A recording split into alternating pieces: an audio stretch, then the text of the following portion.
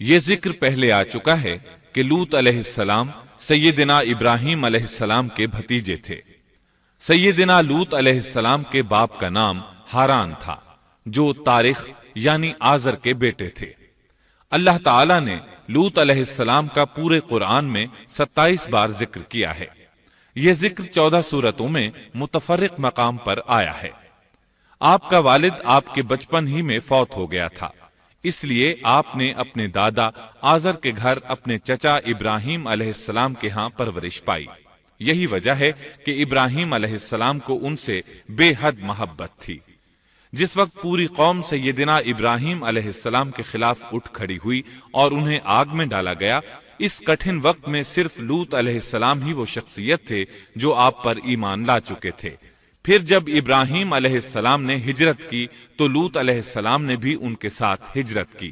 اللہ تعالیٰ فرماتے ہیں کہ میں اپنے رب کی طرف ہجرت کرنے والا ہوں، وہ بڑا ہی غالب اور حکیم ہے۔ اس سے پہلے ہم ذکر کر آئے ہیں کہ جب ابراہیم علیہ السلام مصر سے فلسطین واپس چلے گئے تو آپ نے اپنے بھتیجے لوط کو سدوم بستی کی طرف بھیج دیا۔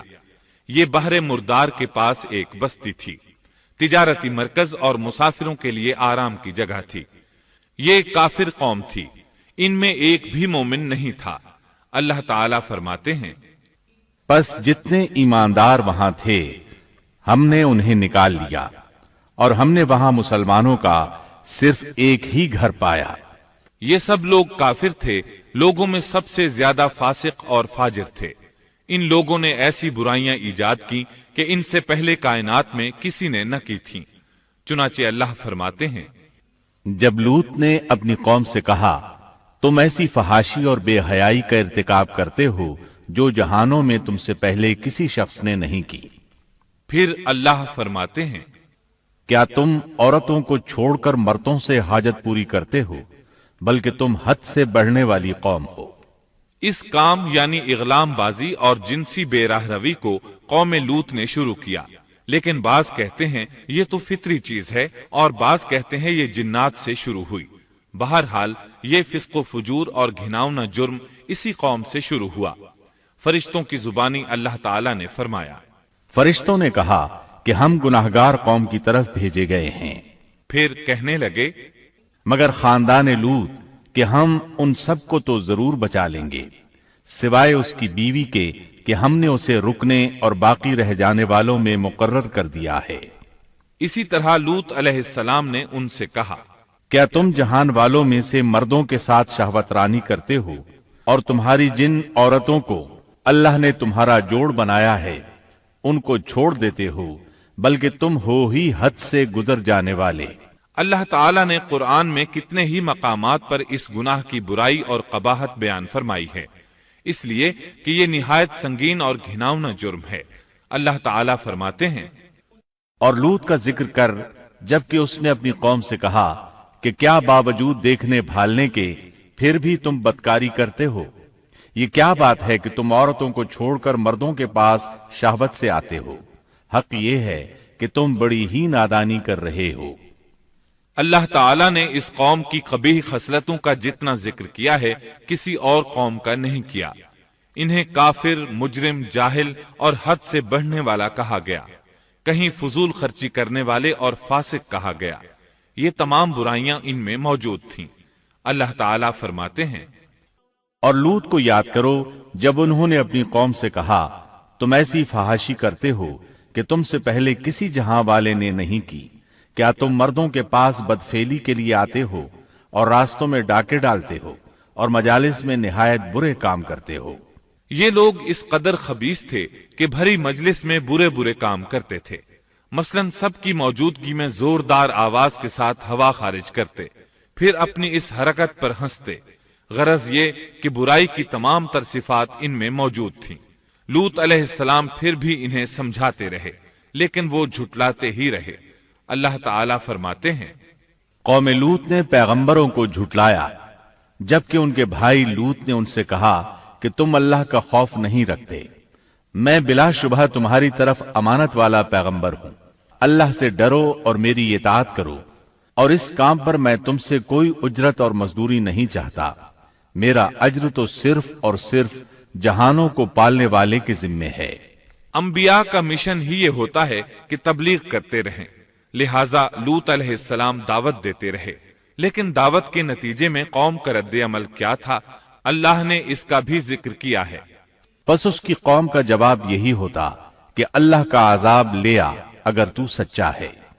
इस्लाम दुश्मन और काफिर कौमों का जवाब यही होता है। कौम आद और कौम समूद ने भी यही जवाब दिया था। दूसरी आयत में है, लूत ने उन्हें हमारी पकड़ से डराया, यानी उन्होंने कहा, ए कौम, अल्लाह की पकड़ से और अजाब से बच जाओ, मोहतात हो जाओ। उसकी लाठी बेआवाज है, लेकिन वो डराने वालों से भी झगड़ते ही रहे। एक और आयत में अल्लाह फरमाते हैं, और उनकी कौम से कोई जवाब न बन पड़ा बजुज इसके कि आपस में कहने लगे कि इन लोगों को अपनी बस्ती से निकाल दो, ये पाकबाज बनने की कोशिश करते हैं। चूंकि ये सब के सब लोग फहाशी, उरियानी, बेहयाई, बेगैरती, फिस्क फुजूर और बदकारी में मसरूफ थे, इनके नजदीक पाकीज़गी इख्तियार करना बेमाना काम बन चुका था। लूत अलैहिस्सलाम और उनकी बेटियों के अलावा कोई शख्स पाक न था। सब के सब गिलाजत में डूबे हुए थे। चुनाचे उन्होंने लूत अलैहिस्सलाम को अपनी बस्ती से निकाल बाहर करने का फैसला किया। कहने लगे, ऐ लूत, अगर तू अपने इस वाजो नसीहत से बाज ना आया तो जरूर तुझे निकाल दिया जाएगा। इस पर लूत ने फरमाया, मैं भी तुम्हारे इस घिनावने अमल से बेजार हो चुका हूं। चुनाचे लूत अलैहिस्सलाम उस मौके पर वहां से निकल आए और अपने रब से यूं दुआगो हुए, ऐ मेरे परवरदिगार, मुझे और मेरे अहल को इनके अमल से बचा ले और नजात अता फरमा। कितनी ही आयात में है कि इन लोगों ने लूत अलैहिस्सलाम को बस्ती से निकालने का अज़्म कर रखा था, और लूत अलैहिस्सलाम इस पूरी बस्ती में बेयारो मददगार थे। वहां उनका कोई खानदान तो था नहीं, लिहाजा घर में ही बैठे रहे, दुआ करते रहे, ऐ परवरदिगार, इस फसादी कौम के खिलाफ मेरी मदद फरमा। इस दुआ से इस कौम की एक और खसलत मालूम हुई, और वो ये कि वो फसादी भी थे। सो अल्लाह ने दुआ कबूल फरमाई, फरिश्ते भेजे, जिब्राइल, मीकाइल और मलकुल मौत, और बाज रिवायात के मुताबिक इसराफील को भी इनके साथ भेजा गया। वो सबसे पहले इब्राहिम अलैहिस्सलाम के पास आए ताकि उन्हें इसहाक अलैहिस्सलाम की बिशारत दें। आखिरकार यहां से फरिश्तों ने सदूम का रुख किया। ये फरिश्ते वहां नौजवान लड़कों की सूरत में पहुंचे, उनकी टोलियों के पास से गुजरे ताकि उन्हें आजमा लिया जाए, उन पर हुज्जत कायम हो जाए। मतलब ये कि अल्लाह ताला ने फरिश्तों से कहा था कि उन लोगों को उस वक्त तक हलाक न करना जब तक कि उनके नबी को उन पर इल्जाम लगाते न देख लो। चुनाचे ये फरिश्ते नौजवान और खूबरू लड़कों की सूरत में बस्ती के किनारे पहुंच गए। लूत अलैहिस्सलाम की एक बेटी बस्ती से बाहर किनारे पर रहती थी। जब उसने उन्हें देखा तो डर गई। उसने सोचा, हमारी कौम के लोगों ने अगर इन्हें देख लिया तो जरूर इनसे बुराई करके रहेंगे। इसलिए वो अपने वालिद लूत अलैहिस्सलाम की तरफ दौड़ी। उनके पास पहुंचकर कहने लगी, मैंने चंद नौजवान लड़कों को देखा है और मैं उनके बारे में खौफजदा हूं। लूत अलैहिस्सलाम जल्दी से उनकी तरफ आए, उनसे पूछा, आप कैसे आए हैं? उन्होंने बताया, हम आपके मेहमान हैं।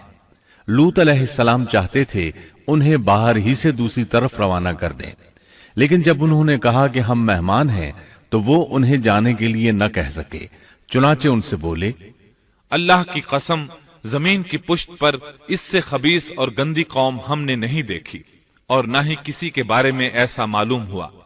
आपने दोबारा, सहबारा और फिर चौथी बार भी उनसे यही बात कही ताकि उन नौजवानों को हालात का इल्म हो जाए, वो भांप लें।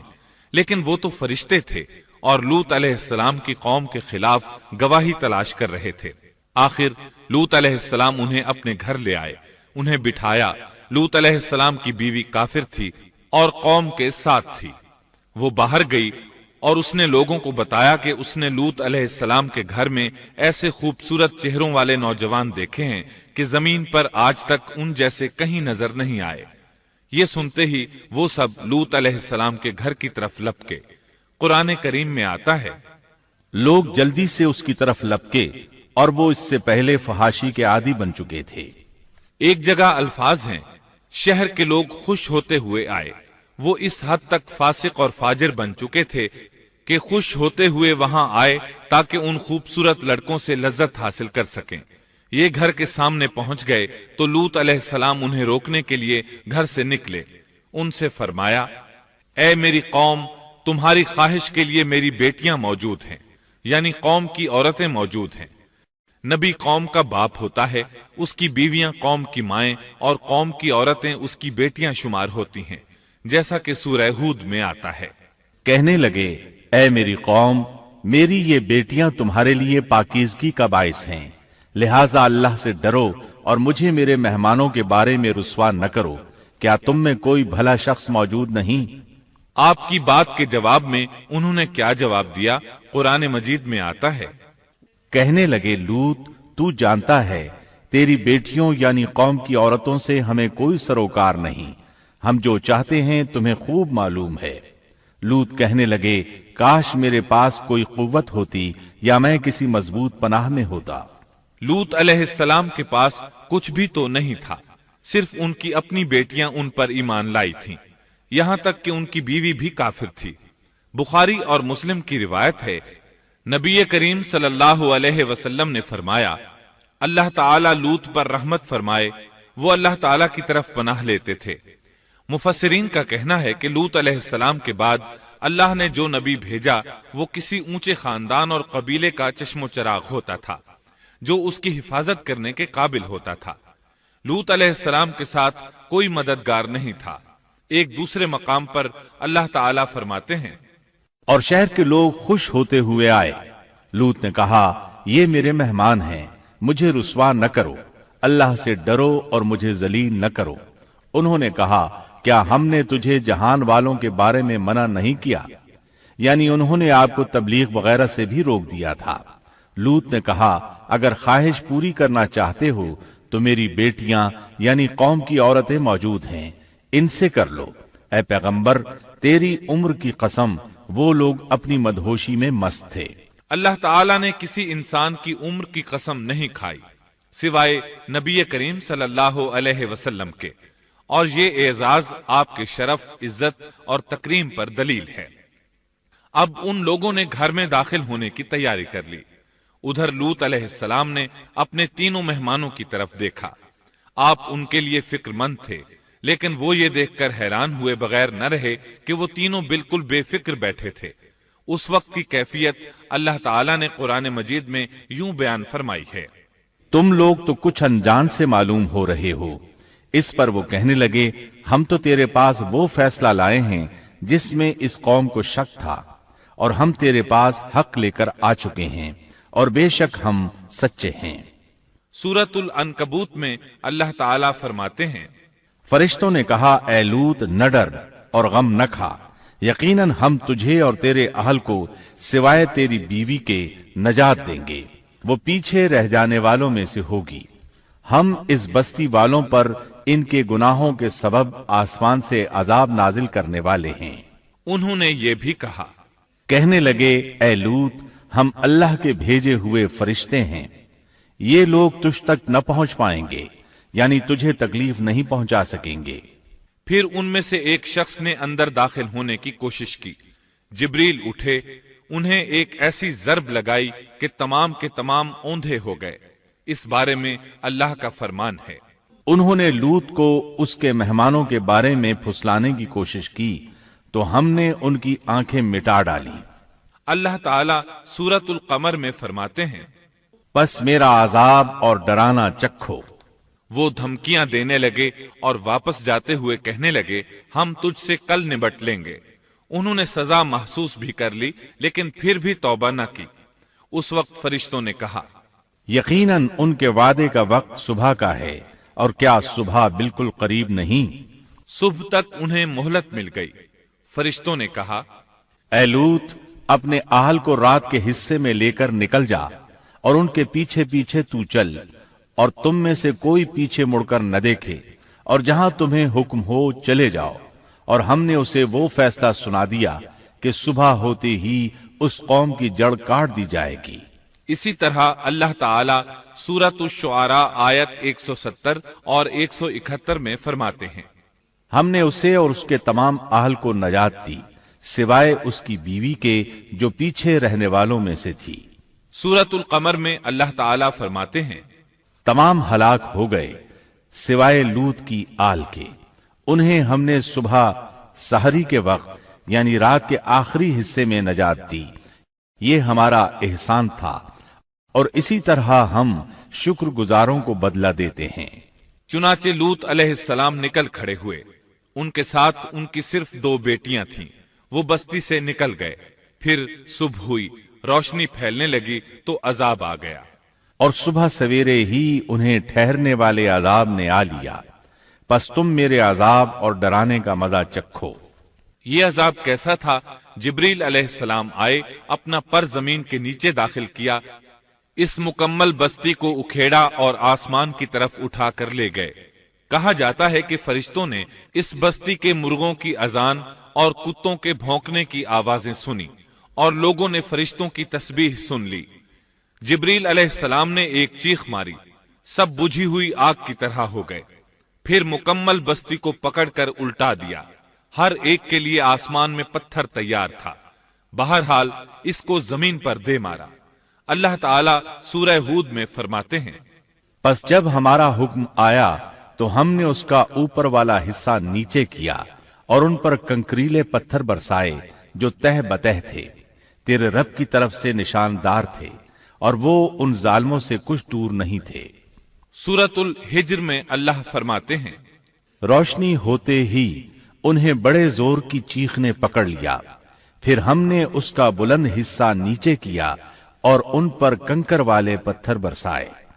سورۃ الشعراء میں اللہ فرماتے ہیں، اور ہم نے ان پر ایک خاص قسم کا می برسایا، پس بہت ہی برا می تھا جو ڈرائے گئے ہوئے لوگوں پر برسا۔ یہ ماجرا بھی سراسر عبرت ہے، ان میں سے بھی اکثر مسلمان نہ تھے۔ بے شک تیرا پروردگار وہی ہے غلبے والا، مہربانی والا۔ سورۃ النجم میں اللہ فرماتے ہیں، اور اس نے الٹائی ہوئی بستیاں گرا دی، پھر ان کو اس چیز سے ڈھانپا جس سے بھی ڈھانپا، مطلب یہ کہ ان پر پتھروں کی بارش برسائی۔ پس تم اپنے رب کی کون کون سی نعمتوں میں جھگڑو گے؟ یہ شخص بھی پہلے ڈرانے والوں کی طرح ایک ڈرانے والا ہے۔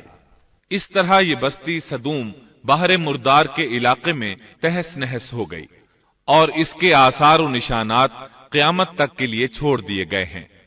ان نشانات کو اسی لیے باقی چھوڑا گیا ہے کہ سارا جہان ان کو دیکھ کر عبرت پکڑے، فحاشیوں سے باز آ جائے، خاص طور پر سب سے بڑی فحاشی جو قوم لوط کا عمل تھا اس سے باز آ جائیں۔ سیدنا لوط علیہ السلام کے اس قصے میں قرآن حکیم اور احادیث نبوی سے یہ بات ثابت ہوتی ہے کہ سیدنا لوط علیہ السلام جس قوم کی طرف مبعوث کیے گئے تھے وہ قوم اخلاق کے اعتبار سے بالکل ختم ہو چکی تھی، اور اب اس کی اصلاح ناممکن ہو چکی تھی۔ اس قوم نے اپنے جرم کو جرم بھی نہیں سمجھا تھا، عام مقامات پر اعلانیہ بے حیائی کرنا ان کا مشغلہ تھا۔ یہ ایسا عمل تھا جس کی ماضی میں کوئی نظیر نہیں ملتی۔ مردوں کا مردوں سے اختلاط اور عورتوں کا عورتوں سے، یہ ایسا فعل تھا جو جنگل کے وحشی جانور بھی نہیں کرتے۔ یہی وجہ تھی کہ یہ قوم اپنے میں سے کچھ نیک لوگوں کو بھی برداشت نہیں کرتی تھی، وہ انہیں نیکی اور شرافت کی دعوت دیتے تھے، اسی لیے وہ ان کے سخت مخالف ہو گئے تھے۔ قرآن کریم نے اس قوم کے 3 بڑے جرائم کا ذکر کیا ہے، یہ کہ تم مردوں سے بدفعلی کرتے ہو، مسافروں کو لوٹ لیتے ہو، عام مجلسوں میں اعلانیہ فحاشی کرتے ہو۔ ان 3 گناہوں میں سے سب سے پہلا گناہ بدترین گناہ تھا۔ یہ گناہ اس قوم سے پہلے کسی نے نہیں کیا تھا، گویا وہ اس گناہ کو ایجاد کرنے والے تھے، اور یہ گناہ زنا سے بھی زیادہ شدید ہے۔ قرآن کریم اور احادیث کی روح سے اغلام بازی ایک بدترین گناہ ہے۔ احادیث میں اس گناہ کی مختلف سزائیں آئی ہیں۔ ایک روایت میں ہے کہ فاعل اور مفعول دونوں کو قتل کر دو۔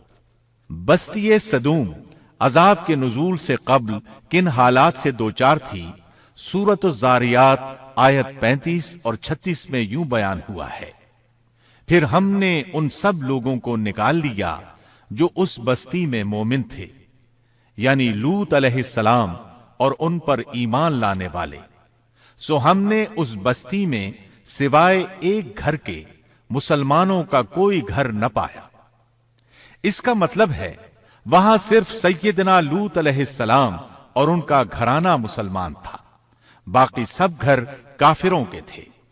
اللہ تعالیٰ کسی قوم کی مکمل تباہی کا فیصلہ اس وقت تک نہیں کرتے جب تک کہ اس قوم میں کچھ قابل لحاظ بھلائی موجود ہو، مگر جب قوم کا حال یہ ہو جائے کہ اس میں بھلائی آٹے میں نمک کے برابر بھی باقی نہ رہے، تو ایسی صورت میں اللہ کا قانون یہ ہے کہ نبی اور اس پر ایمان لانے والوں کو اپنی قدرت خاص سے کسی نہ کسی طرح بچا لیا جاتا ہے، اور باقی لوگوں کے ساتھ وہی معاملہ کیا جاتا ہے جو ہوش مند تاجر اپنے ٹوکرے کے گلے سڑے پھلوں کے ساتھ کرتا ہے۔ اچھے پھل ان میں سے نکال لیتا ہے اور سڑے ہوئے باہر پھینک دیتا ہے۔ عذاب کے بعد اللہ تعالیٰ نے اس شہر کے کھنڈرات کے بارے میں سورۃ الزاریات آیت 37 میں یوں فرمایا ہے، اس عذاب کے بعد ہم نے وہاں بس ایک نشانی ان لوگوں کے لیے چھوڑ دی جو دردناک عذاب سے ڈرتے تھے۔ اس نشانی سے مراد بحیرہ مردار ہے۔ اس کا جنوبی علاقہ آج بھی ایک عظیم تباہی کے آثار پیش کر رہا ہے۔ ماہرین آثار قدیمہ کا خیال ہے کہ قوم لوط کے 5 بڑے شہر شدید زلزلے سے زمین میں دھنس گئے تھے اور ان کے اوپر بحیرہ مردار کا پانی پھیل گیا تھا۔ اس خیال کی وجہ یہ بتائی جاتی ہے کہ بحیرہ مردار کا وہ حصہ جو اللسان نامی جزیرے کے جنوب میں واقع ہے، وہ صاف طور پر بعد میں پیدا ہوا ہے، اور قدیم بحیرہ مردار کے جو آثار اس جزیرے کے شمال میں نظر آتے ہیں وہ جنوب میں پائے جانے والے آثار سے بالکل مختلف ہیں۔ ماہرین آثار قدیمہ نے اس سے یہ بات اخذ کی ہے کہ جنوب کا حصہ پہلے اس بحیرہ کی سطح سے بلند تھا، بعد میں زلزلے سے دھنس کر زمین کے نیچے چلا گیا۔ اس دھنسنے کا زمانہ بھی 2000 برس قبل مسیح کے قریب معلوم ہوتا ہے، اور یہ زمانہ تاریخ کے اعتبار سے سیدنا ابراہیم علیہ السلام اور سیدنا لوط علیہ السلام کا زمانہ ہے۔ 1965 عیسوی میں آثار قدیمہ کی ایک امریکی ٹیم کو اللسان جزیرے پر ایک بہت بڑا قبرستان ملا۔ اس میں 20,000 سے زائد قبریں تھیں۔ اس سے اندازہ ہوتا ہے کہ قریب ہی کوئی بڑا شہر آباد تھا۔ اس لیے عین ممکن ہے کہ جس شہر کا یہ قبرستان ہے وہ بحیرہ میں غرق ہو چکا ہو۔ بحیرہ کے جنوب میں جو علاقہ ہے اس میں اب بھی ہر طرف تباہی کے آثار موجود ہیں، اور زمین میں گندھک، رال، کول تار اور قدرتی گیس کے اتنے بڑے ذخائر پائے گئے ہیں کہ ان کو دیکھ کر یقین ہو جاتا ہے کہ کسی وقت بجلیوں کے گرنے سے یا آتش فشاں کا لاوا نکلنے سے یہاں آگ پھٹ پڑی تھی۔ اللہ تعالیٰ سورہ ہود کی آیت 83 میں ارشاد فرماتے ہیں، پتھراؤ کا یہ عذاب آج بھی ظالموں سے دور نہیں۔ مطلب یہ کہ جو قوم اس قوم کی طرح ظلم اور بے حیائی پر جم جائے وہ اپنے آپ کو اس جیسے عذاب سے دور نہ خیال کرے۔ لوط علیہ السلام کے حالات اور واقعات قرآن کریم کی روشنی میں آپ نے سنے۔